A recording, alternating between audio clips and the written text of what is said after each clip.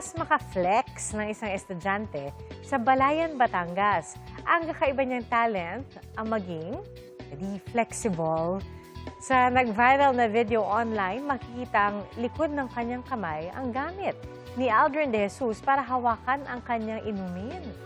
At kaya rin daw niya makipagkamay ng pabaliktad.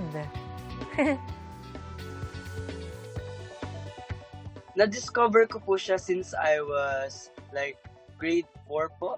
My tita po and also my ninang is napaka-flexible po ng mga body nila. And na-curious po ako, so tinry ko din po. Lahat po ng kaya ko pong ma-flex sa body ko po, tinry ko katulad ng pag-bending, split po. Mga kapuso, maging una sa saksi. Mag-subscribe sa GMA Integrated News sa YouTube para sa iba't ibang balita.